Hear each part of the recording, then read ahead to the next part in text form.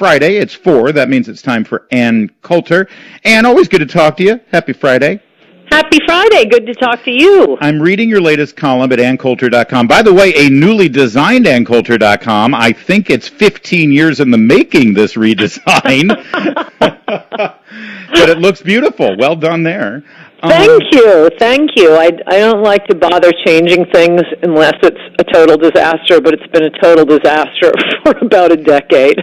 Well, it's you were right up there with Matt Drudge, I think, in not doing any redesigns for a while there. But this is a good one. By the way, what's going on with Matt Drudge? In what sense? Well, it does seem like there's been an editorial shift. Wouldn't you agree? Yes, I've noticed that occasionally. Not really sure. Some of it clearly still has Drudge's touch, but yes. Some does not seem Drudge-like. I agree. And we do know that there are editors that work on the site. Our dear departed friend Andrew Breitbart was his first editor and his best, I think. And so you never know if there's other voices there, but it is palpable.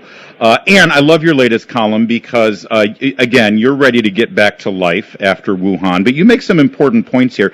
I want to drill down on one of them because it seems to be the forbidden topic, which is the age of the vast majority of the tragic victims of this virus. But yes. you go there. Talk about it.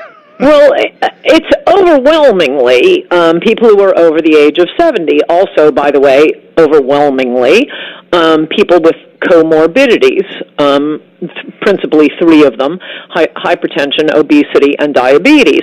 The Journal of the American Medical Association, JAMA, as everyone knows it, came out with a study. 94% of the dead in New York City had at least one comorbidity. 88% had 2 comorbidities. Both in this country and in Italy, the 80% of the dead have been 70 years old or older. And when you get above 80, it gets much higher. Now, whenever you point this out, I now understand why during the AIDS crisis we couldn't shut down the bathhouses. When you point out that this really isn't a problem for most of the country, there is this one specific group, people act like you're saying, oh, well, so we don't have to worry about it. No, quite the contrary. What is being said is, protect this group. They're the vulnerable group. This is the one stroke of luck we have with this disease, that it targets one specific group of people. And it doesn't matter what that specific group of people is. As I say, it could be left-handers or the nearsighted. It could be redheads. Whatever the specific group is, okay, for everybody else, this is less than a flu. You have it and you don't have any symptoms at all, or you have it and you work through it. But you're not even hospitalized. It basically doesn't affect people under 20 at all. They can't even transmit the virus. And in this particular case, the specific group that is targeted, those over 70 years old, another stroke of luck.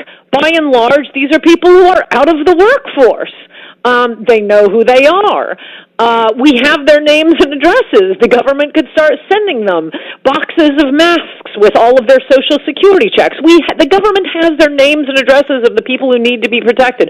Protect them and let other people get back to work, get back to their lives, and think of all the businesses that have gone under and are never coming back. I was just talking to somebody today. What is New York City going to look at like?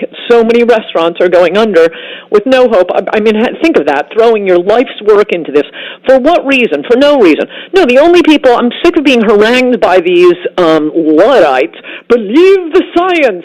We trust the science. No, you don't. Yeah. They cite science to me, and we're going to control you and do our imitation of Joseph Stalin here. You probably saw today, Cuomo has decided, nope, not opening the schools, colleges, grade schools through the rest of the academic year. They ought to be going to school through August. People in that age group don't get it and don't transmit it. Okay, if you have some, 80-year-old professor emeritus on a college campus, he probably shouldn't be showing up. Actually, he'd probably be okay if he's not obese and doesn't have diabetes. But, okay, he won't show up on campus. That's what the science is telling us. Fresh air, that's what the science is telling us, but Governor Loathsome in California, no, we're shutting the beaches down. It's utter madness. The people who cite science the most are precisely the people who ignore it most studiously. Yeah, amen to that. And it's so interesting, though, as you point out, and compare it to the conversations that were had in the 80s during the HIV/AIDS crisis, that if you dare to point this out and say, okay, now that we've focused on who's most vulnerable, let's figure out how to protect those people, suddenly you're callous and cold and unfeeling, but there are 30 million people out of work. Isn't it cold and callous and unfeeling that you look at them with disregard and their concerns? Yes, but the main point I'm making here is I'm not saying, and I don't think anybody's saying by pointing out the science, the facts, and the numbers, I don't think anybody's saying, who cares, let them die. Right. We're saying this should guide public policy, protect them. Don't be like Governor Cuomo and say nursing homes have to accept people who have COVID. Yeah. Because it would be discrimination not to send those capable of infecting old people. No, you can't block them. I mean, that is madness. That decision alone is probably responsible for more deaths than any decision made by any government official in this crisis. Sending active COVID patients to nursing homes in New York State because he didn't want to discriminate, that is not listening to the science. Ann Coulter is our guest, as if I have to identify her distinctive voice and passion. And the Joe Biden thing, there are a lot of questions that still need to be asked that, shockingly, Mika didn't deliver today. I think he should be borked. I think it would be poetic justice. Isn't it time to bork Biden?